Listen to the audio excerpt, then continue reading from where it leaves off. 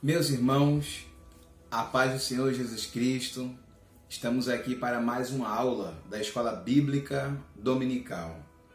Eu espero que você esteja bem, que o Espírito Santo esteja sempre a atuar na tua vida e, como tem sido todas as semanas, o assunto de hoje é um assunto extremamente importante para nós, um assunto central na fé cristã, algo de extrema importância.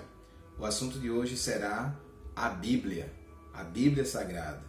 Eu pretendo discorrer sobre alguns assuntos aqui a respeito da Palavra de Deus, mas de antemão eu quero dizer que não vou tratar sobre temas, digamos assim, mais complexos sobre a Bíblia. Eu pretendo ser simples, pretendo ser claro, objetivo.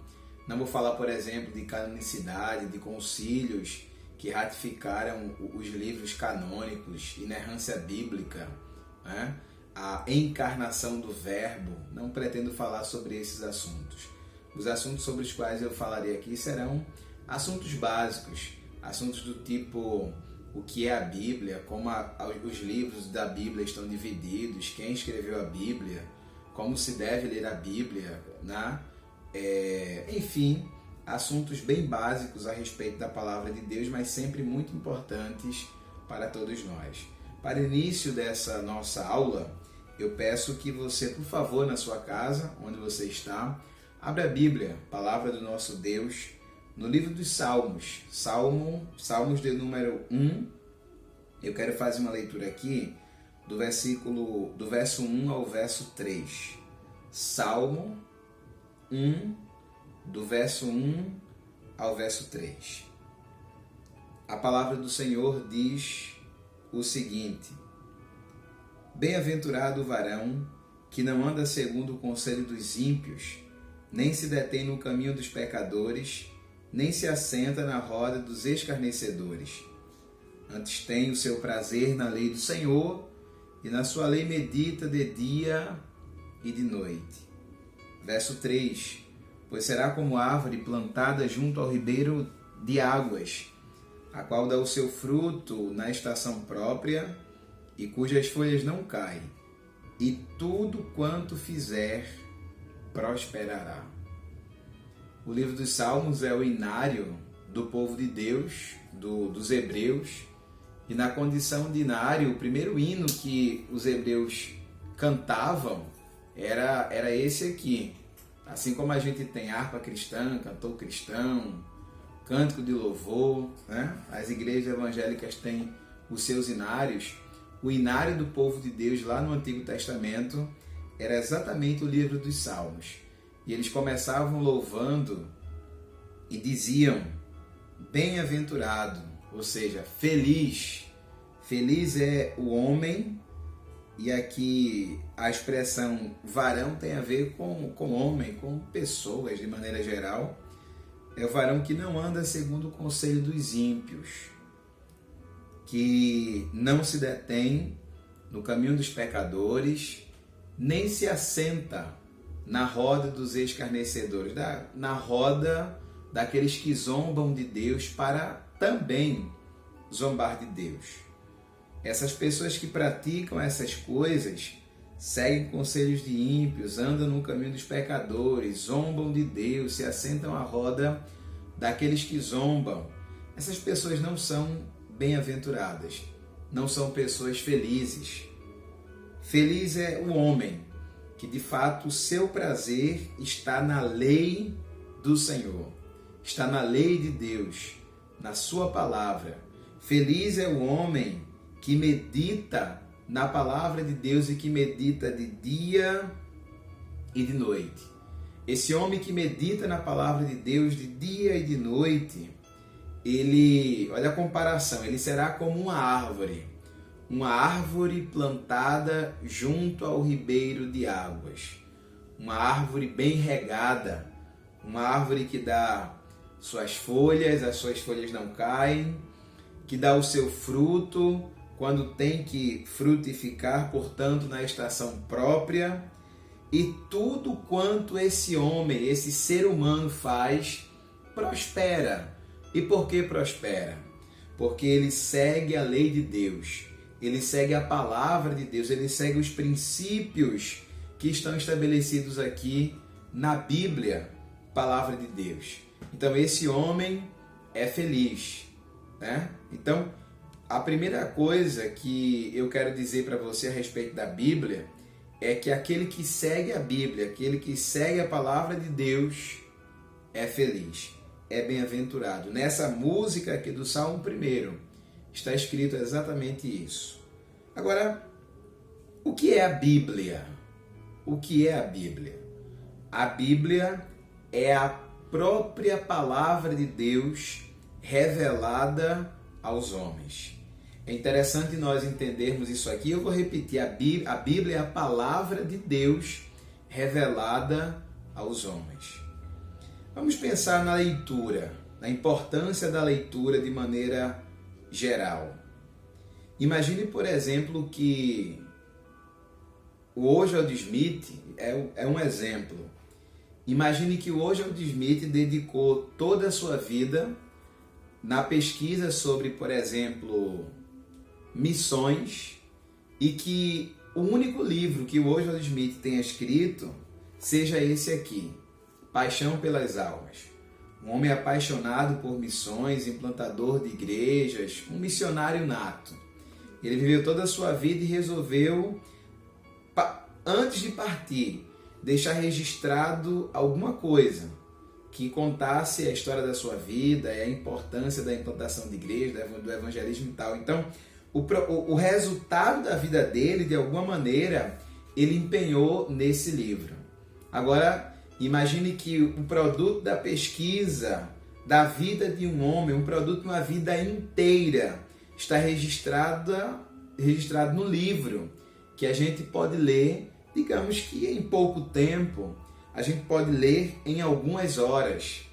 Veja que a gente consegue absorver aquilo que há de mais essencial, de mais virtuoso na pesquisa de um homem, a partir de algumas horas de leitura. Agora, você imagina que a pessoa mais importante do universo está querendo te comunicar algumas coisas, algumas verdades. E para te comunicar as verdades dele, ele precisava fazer alguma coisa, deixar alguma coisa registrada. E o que foi que Deus deixou registrado para nós? Isso aqui, a sua palavra, a Bíblia. Essa Bíblia, a Bíblia que a gente usa, a Bíblia cristã, é a palavra de Deus. É o registro de Deus, é a vontade de Deus revelada aos homens de forma escrita. Portanto, se você deseja saber qual é a vontade de Deus para a sua vida, qual é a vontade de Deus para a humanidade, qual foi a vontade de Deus, como foi que Deus se revelou ao longo da história, ele deixou isso registrado para nós. De maneira que a Bíblia é a nossa única regra de fé e prática. O que é que eu estou querendo dizer com isso? O que é que eu digo quando eu afirmo que a Bíblia é a nossa única regra de fé e prática? Eu afirmo o seguinte: se alguém disser alguma coisa diferente daquilo que está escrito na Bíblia, a gente deve rejeitar. Independente de quem seja, se for o Papa, o pastor, se for o professor da escola dominical, se falar alguma coisa que não está de acordo com a Bíblia, com a palavra de Deus, que seja anátema, não é? Que nós rejeitemos isso enquanto verdade, porque não é, obviamente, uma verdade. Se vai contra a palavra de Deus, que é a verdade, naturalmente não se trata de uma verdade indo contra a palavra de Deus. Então, a palavra de Deus é autoridade, é a única regra de fé e prática. Não é a tradição, não é o que um homem diz, não, é o que está registrado na Bíblia, palavra de Deus, que deve ser, obviamente, corretamente interpretada. Então Deus deixou a vontade dele revelada nas Sagradas Escrituras. Se você quer saber o caminho que Deus tem para você, leia a Bíblia, leia a palavra de Deus. Essa palavra teve em vários momentos a sua circulação proibida. Muitos reis que se levantaram, alguns imperadores que se levantaram, quiseram proibir, inibir as pessoas de terem acesso às Sagradas Escrituras. Ela foi contestada por muitos céticos que tentaram manchar a imagem dela enquanto palavra de Deus. Mas o que foi que aconteceu? Deus, de maneira poderosa, fez com que ao longo dos anos a sua palavra fosse preservada, de maneira que esta palavra chegou até nós e ela nos revela a vontade de Deus para a humanidade, nos revela a vontade de Deus para a nossa própria vida. O que significa a expressão Bíblia? A expressão Bíblia nada mais é do que livros ou conjunto de livros. Então, Bíblia, a palavra Bíblia significa livro ou livros ou conjunto de livros, tá? E tem sua origem na língua grega. Como é que os livros da Bíblia estão organizados? Claro, para os cristãos que são mais antigos, isso aqui é muito simples, não é? Mas para aqueles que são mais novos na fé, ou aqueles que não têm o hábito de ler a Bíblia, eu vou trazer essas informações básicas aqui. A Bíblia é composta por 66 livros, tá? São 66 livros. A Bíblia Católica tem alguns livros a mais, que são os livros chamados apócrifos ou deuterocanônicos, enfim. São livros não inspirados. Nós temos os 66 livros aqui, a Bíblia, que são os 66 livros de fato inspirados e reconhecidamente inspirados desde a compilação da primeira Bíblia. A gente tinha esses livros aqui reconhecidos como livros inspirados. A Bíblia contém, portanto, 66 livros, dos quais 39 está no Antigo Testamento e 27 estão escritos no Novo Testamento. Então a Bíblia é dividida em duas partes, Antigo e Novo Testamento, o Antigo com 39 livros e o Novo Testamento com 27 livros. O Novo Testamento registra a era cristã, na verdade o primeiro século, o período em que Cristo estava aqui na Terra. E todo o Antigo Testamento registra os fatos que aconteceram desde a fundação do mundo, desde a criação do homem, até alguns séculos antes da vinda de Cristo, que é o último livro do Antigo Testamento que registra isso, o livro de Malaquias, tá? Então a gente tem, no Antigo Testamento, os 5 primeiros livros são chamados de Pentateuco. Penta significa 5, né? Pentateuco é o conjunto dos 5 primeiros livros da Bíblia que foram escritos por Moisés. Deus revelou a Moisés as coisas, por exemplo, como o mundo foi criado, como o homem foi criado. Deus revelou a Moisés e disse assim: escreve, Moisés. E Moisés escreveu o livro do Gênesis, tá? Então, o livro do Gênesis possivelmente foi o primeiro livro a ser escrito, o primeiro livro da Bíblia. No entanto, há quem diga que o livro de Jó pode ter sido escrito cerca de 500 anos, até 500 anos antes do livro do Gênesis ser escrito. Isso é possível até porque a gente não tem a data precisa da escrita do livro de Jó, que é um livro poético. Mas enfim, os 5 primeiros livros da Bíblia são livros chamados de Pentateuco, Gênesis, Êxodo, Números, Levítico, Números e Deuteronômio. Depois nós temos os livros históricos, tá? Depois dos livros históricos nós temos os livros que são chamados de proféticos. Nós temos os livros proféticos. Na verdade, depois dos livros históricos temos os livros poéticos, que correspondem a Jó, Salmos, Provérbios, Cantares de Salomão e o livro de Eclesiastes. São esses 5 livros que são chamados de livros poéticos. Depois nós temos os chamados profetas maiores e depois os profetas menores, terminando em Malaquias. No Novo Testamento nós temos os primeiros 4 livros, que são os Evangelhos, tá? Os Evangelhos, Mateus, Marcos, Lucas e João. Possivelmente, muito provavelmente, João, dentre os 4 evangelhos, Marcos, dentre os 4 evangelhos, teria sido o primeiro evangelho a ser escrito, mas algumas cartas paulinas são datadas de antes da escrita do próprio Evangelho de Marcos, que provavelmente foi o primeiro evangelho a ser escrito. Enfim, na organização, depois de João, nós temos o único livro histórico do Novo Testamento, que é o livro de Atos dos Apóstolos, e aí seguem-se as cartas paulinas, né, com Romanos, 1 Coríntios, 2 Coríntios, enfim, as 13 cartas escritas pelo apóstolo Paulo. Depois, nós temos as chamadas cartas gerais ou epístolas gerais, e depois dessas cartas nós temos o livro profético, que é o livro do Apocalipse. Então, nessa organização, né, Pentateuco, históricos, poéticos, proféticos, os profetas menores, profetas maiores, profetas menores, Evangelho, livro histórico de Atos dos Apóstolos, cartas paulinas, epístolas gerais e o livro do Apocalipse. São 66 livros que compõem toda a Bíblia, tá? Quando a Bíblia foi escrita? Pois bem, a Bíblia foi escrita, até onde nós temos a informação, tá? O Antigo Testamento começou a ser escrito cerca de 1500 anos antes de Cristo. E o Novo Testamento, tá?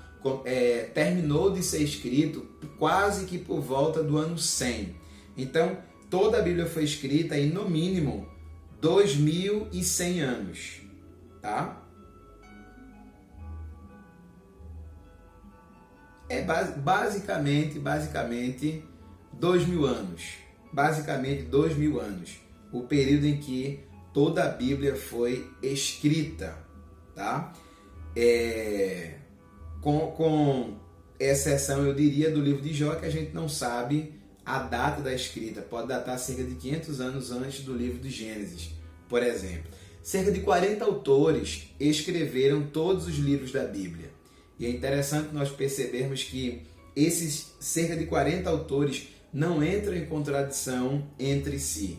Aquilo que é afirmado enquanto verdade, enquanto palavra de Deus, a partir de qualquer livro do Antigo Testamento, é confirmado, é ratificado também no Novo Testamento, de maneira que a gente não encontra contradição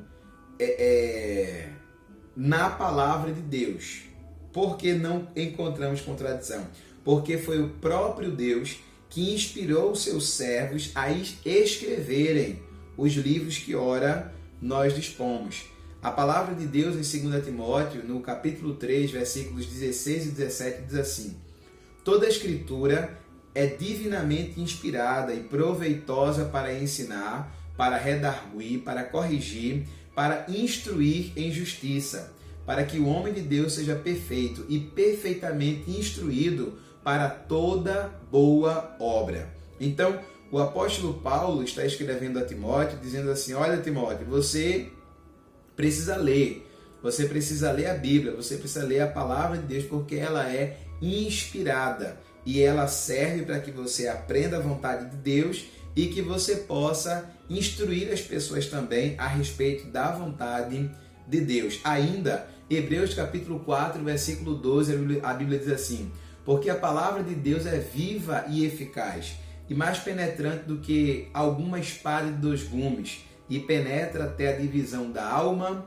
e do espírito, e é apta para discernir os pensamentos e intenções do coração. Ou seja, se é a palavra de Deus que penetra, se é a palavra de Deus que é apta para discernir intenções e pensamentos dos homens, é óbvio que isso só acontece porque, de fato, ela é a palavra de Deus. Por que nós devemos ler a Bíblia?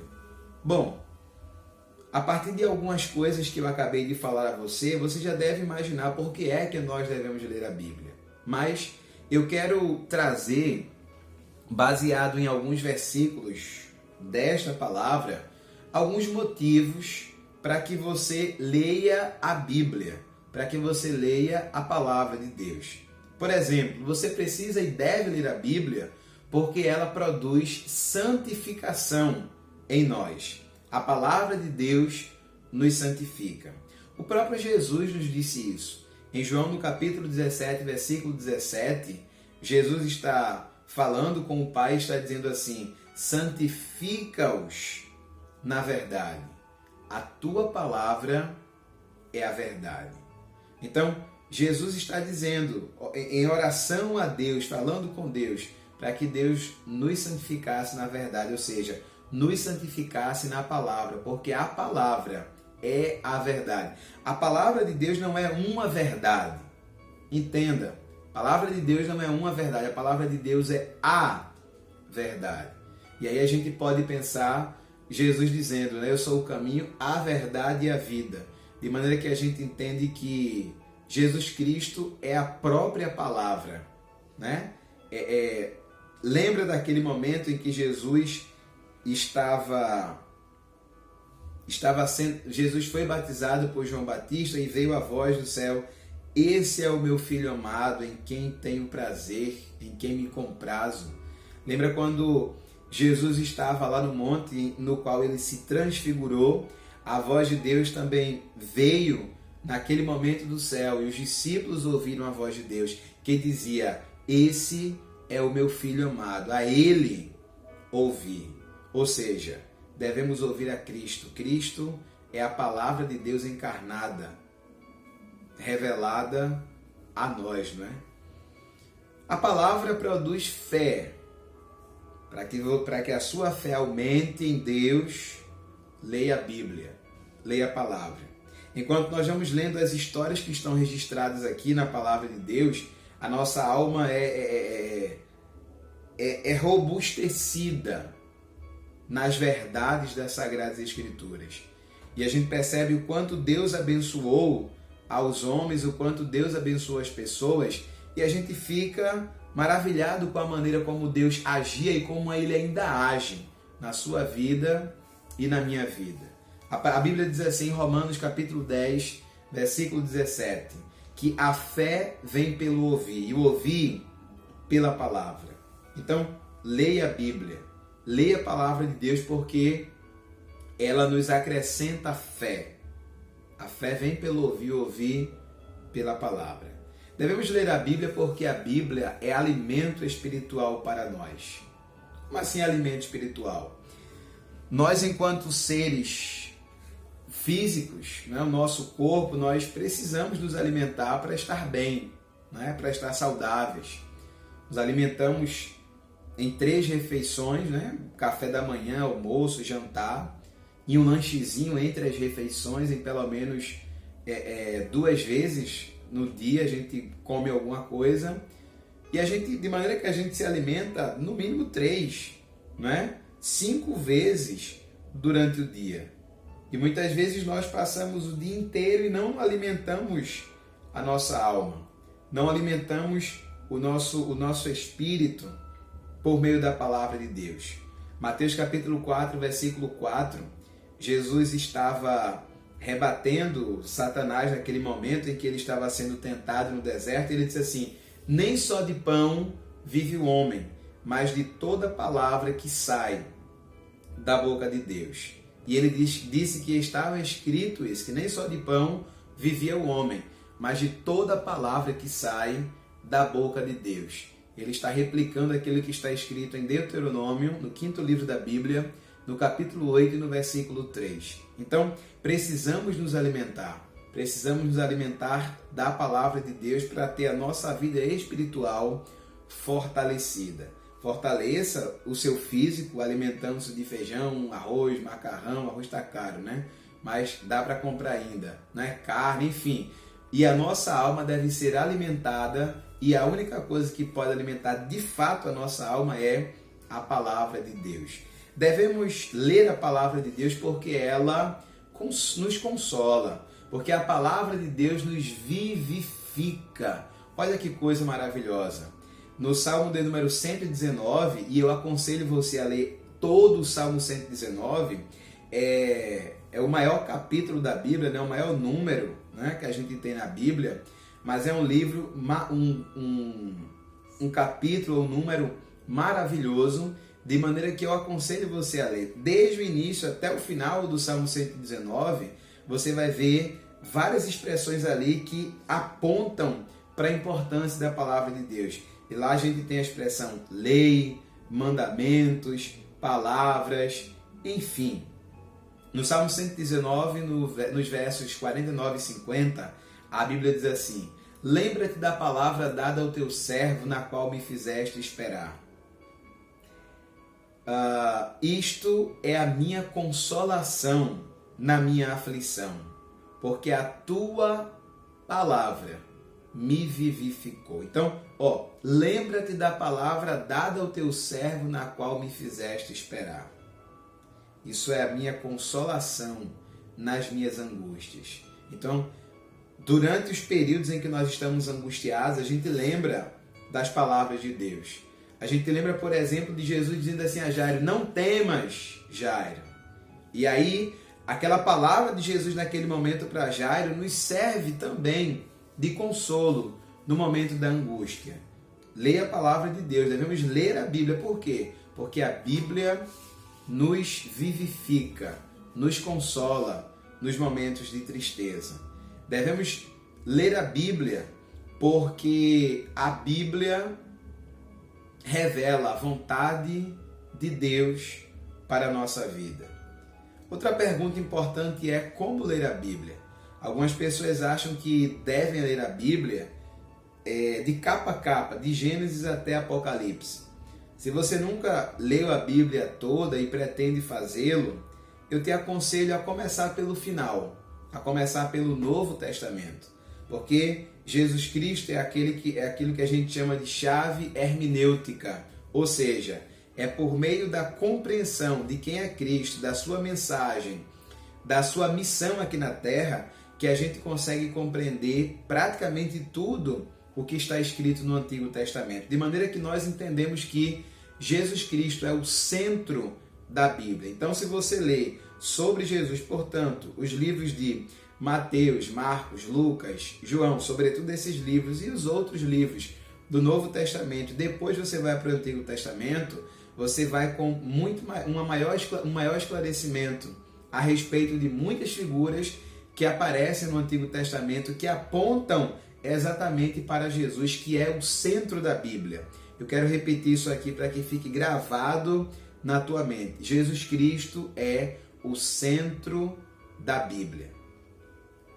A palavra de Deus diz em João, no capítulo 5, versículo 39, Jesus falando e dizendo assim: as Escrituras falam sobre mim. Portanto, leia a Bíblia, leia a palavra de Deus. Leia a Bíblia porque, assim como o apóstolo Paulo exortou a Timóteo, ele também nos exorta. 1 Timóteo capítulo 4, versículo 13, Paulo disse assim a Timóteo: persista em ler, exortar e ensinar. O quê? Ler o quê? Exortar por meio de quê? Ensinar por meio de quê? Da Bíblia, da palavra de Deus. Paulo disse a Timóteo ainda na sua segunda carta, no capítulo 2, versículo 15, procure apresentar-te a Deus aprovado, como obreiro que não tem de que se envergonhar, que maneja bem a palavra da verdade. Todo cristão precisa manejar, e manejar bem, a palavra da verdade. O apóstolo Tiago disse-nos no capítulo 1 da sua carta, no versículo 22, que nós devemos não apenas sermos ouvintes da palavra de Deus, mas também praticantes. Que Deus te ajude, que Deus me ajude, que Deus nos ajude a não sermos apenas ouvintes, mas também praticantes desta palavra, e que nós sejamos anunciadores das verdades de Deus, que nós anunciemos ao mundo a palavra de Deus, a palavra do nosso Senhor Jesus Cristo, porque ela é a vontade de Deus revelada a nós. Muitas pessoas não têm acesso à Bíblia, muitas pessoas que deveriam obviamente ter, não têm acesso à Bíblia. E nós temos acesso a Bíblia em várias versões. As pessoas que têm deficiência visual têm a Bíblia em braille para ler. Aqui no Brasil, nós podemos ir na internet e ouvir o áudio que traz todos os livros da Bíblia. Mas há países que não têm a Bíblia traduzida na sua língua. E há vários países nessas condições. Aqui a gente pode tranquilamente andar para lá e para cá com a Bíblia, palavra de Deus. Em muitos lugares, muitos países, os cristãos e os missionários andam com pedaços da Bíblia, com folhas da Bíblia, porque se forem pegos com a Bíblia, serão assassinados. E nós temos a liberdade de termos várias Bíblias em casa, várias linguagens da Bíblia, e precisamos fazer jus disso. Ame a sua Bíblia, ame a palavra de Deus, ame a Cristo, e leia a Bíblia, porque ela nos revela Cristo e a sua vontade. Que Deus te abençoe, em nome de Jesus.